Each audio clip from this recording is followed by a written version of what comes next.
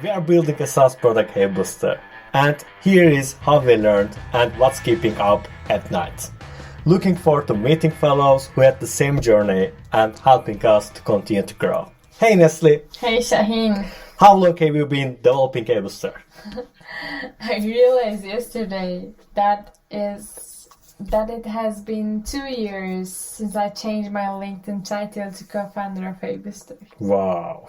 On this journey, what was the biggest mistake you made? Assumptions. Assumptions are my biggest mistakes on this journey. When we first started, it was just our problem and we knew what we need to build. But things change and we suddenly started saying more frequently that this would be an amazing product if we built this and this and this. You know how messy that became. That means we already know that if we assume the problems based on our limited knowledge, it will be messier. And I'm sure our listeners know that they shouldn't assume that they know exactly what's wrong. And today we are gonna talk about how assumptions lead you astray. So Nestle, what happened and why didn't we apply our knowledge? Yes, you got a point. We ask a lot to the users, but we were deceived.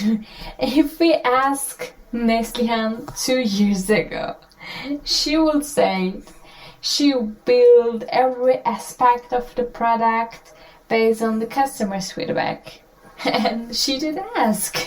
She's right. All the features its users wanted, but they never used. As a result, yes, we try not to have assumptions and ask, but we couldn't ask the good questions. We couldn't ask the good questions because we thought we were going the right way.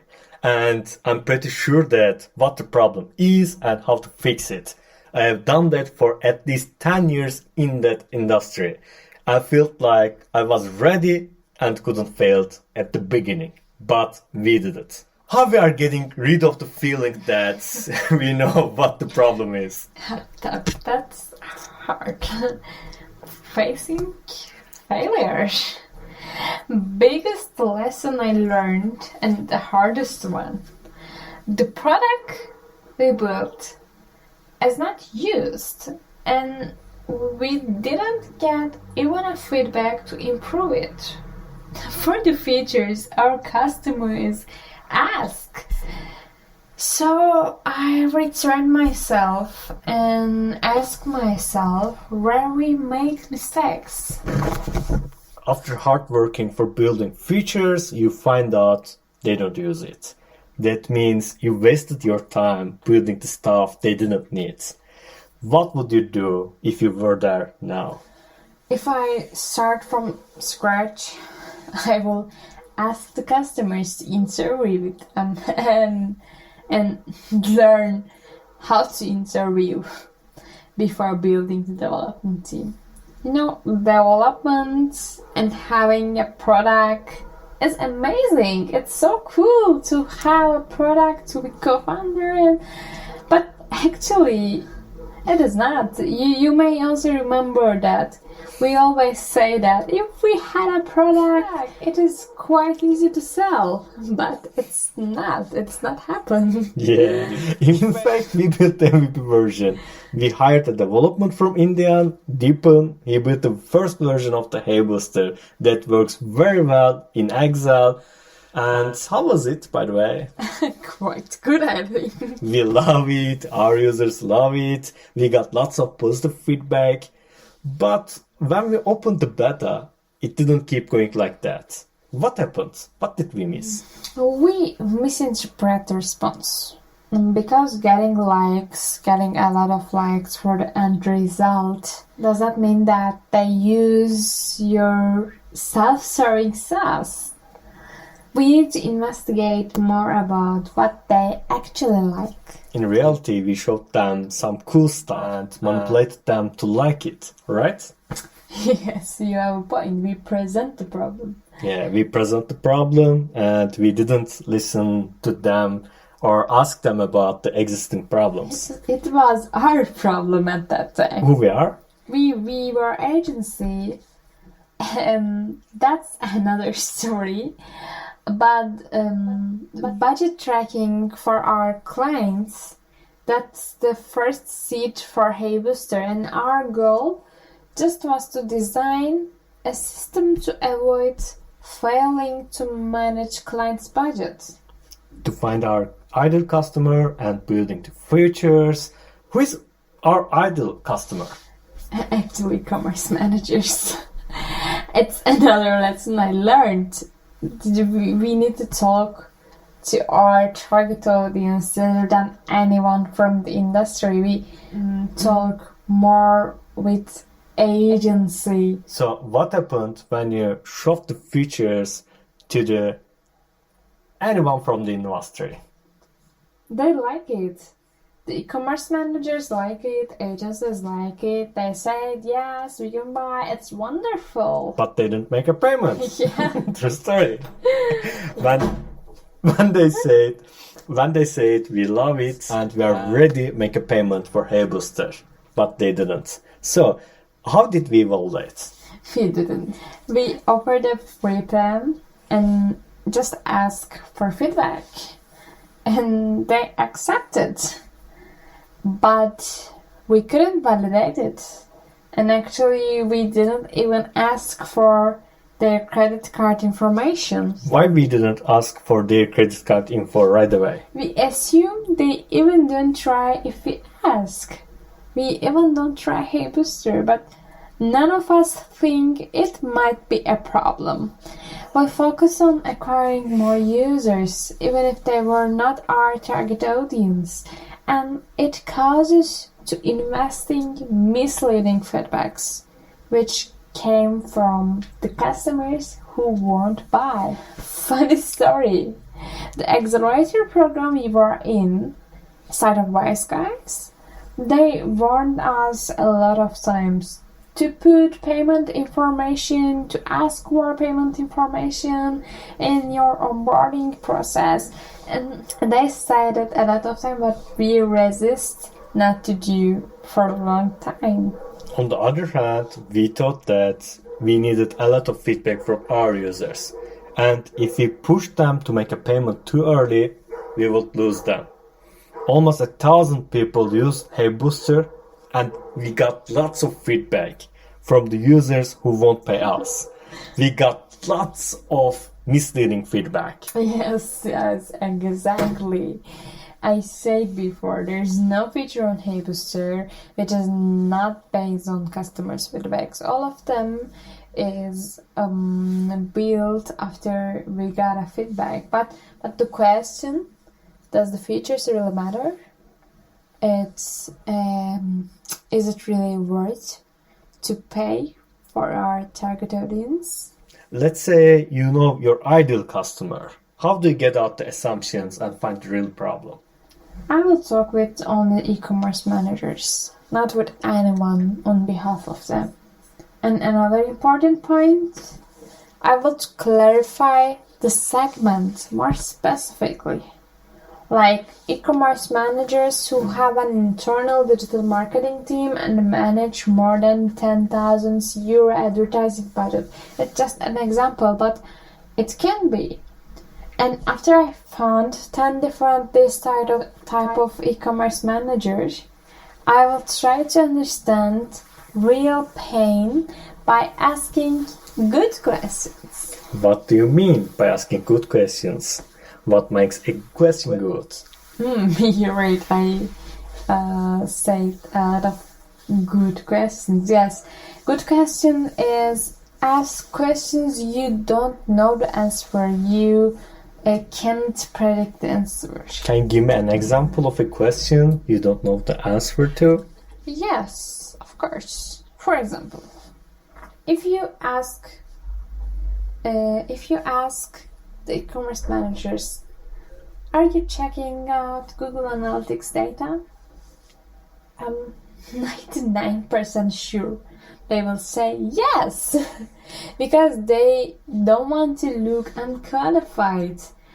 and they don't want to be something they should do. But it is meaningless to ask this kind of yes/no questions. How do you ask it? It may be different for each person, but what is the last insight you got from Google Analytics? Make them think a little bit longer and help me to figure out real answer with their mimics and comments. Reading the mimics seems like it's valuable. Yes, of course. After talking a lot of people, even if we are online, it is easier to understand them with their facial expression. Of course, depending on your internet connection. But everything may be the input for your interview notes. Even the time pass while they are thinking before responding. So should we ask Kaito for the open the cam? Yes. It is about building an intimate connection rather than having a QA meeting. However, there's another theory that claims to open only one sense, like closing cam and just hear the person. Just use your ear, not use your eye. Increase the focus and increase the productivity. But for this kind of meeting, for this customer's interview meeting, you are the one who gathering information. Your job is to hold the conversation and to take their interest. So I think it is more useful to ask for cam. To open on the one sense. Interesting. And what do you think about recording? Yeah, it can be. I sometimes ask for it, but you should ask. But most of the people, like entrepreneurs, like to help them. So when you ask, I think they never reject and they will help. So I actually never rejected. So I think it is useful method. Okay, let's record. But there will be so many documents to archive.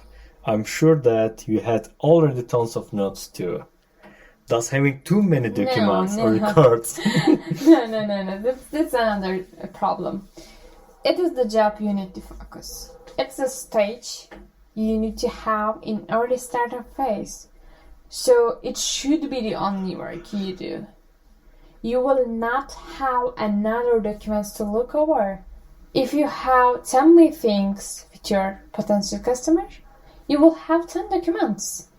We as startup people mostly try to solve a lot of problems together.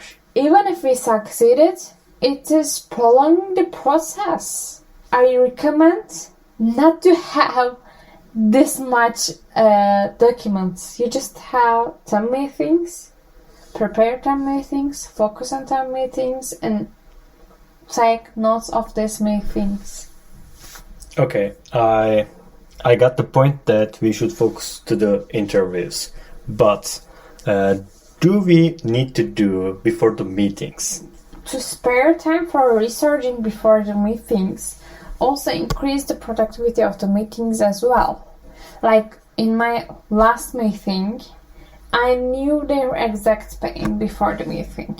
And they start the meeting, well, we don't think Booster will work for us. But after some questions, like I ask how they saw right now, did they research another tool to solve it? It's a change, and they focus more on how Booster can help and how we proceed. Because before the meeting, they think that it is another sales meeting. And during the meeting, they feel that I am here to help them. In my experience, I get really bored when I listen to the product features first. The product owners are telling me how awesome their product is without asking me for my needs first. Yes, rule of thumb. Don't talk about your idea. Yes, they may like to listen to you. Sure, everyone is me. Okay. Instead of your idea, it is more helpful to talk about their daily life. But bother her or him right now. Maybe it is the right audience, but not the right time. Like in our case, the challenge right now for the e-commerce manager we have meeting, maybe just to increase the product line, and they are not interested the digital marketing right now. But if you continue to talk about the idea, they will say, yes, quite good, it is an amazing product, and maybe say that they would like to try, but they will never do it. They will never answer your email, or even if they start to for your trial period, they will give no feedback, and it will not turn to sales. You're right. We don't need to talk about what we had already know. This meeting is about learning from our ideal customer. We should focus on what questions will help we learn. Yeah. By the way, the customers may wonder about your product. Maybe they just accept your meeting invitation to listen to you. And they will ask in the meeting as well. But this is your job, to turn the meeting from your pitching into the customer's life. In a nutshell, you can learn what resonates from sales, but the customer interviews aren't sales meeting. And it is the important stage for your startup journey. We should focus more on. We should practice more. We should do some preparation before the meeting. Take time to interpret our notes. I know today's topic, it's not about sales, but can we use the customer interview learnings from sales purpose? Yes, of course. These people are your potential customer. So it is important to log the notes from this meeting in your CRM, and maybe 3 months later you will again knock on their door with your features which solve their problems you noted on this meeting. That means that you can also use it for marketing. Definitely. If some sentences are used in 5 of these 10 meetings, it may get the attention of another person with the same title in the word as well. Thank you, Nestle. Thank you, Shahin. And thank you for being with us. Until next Sunday. Ciao. Ciao.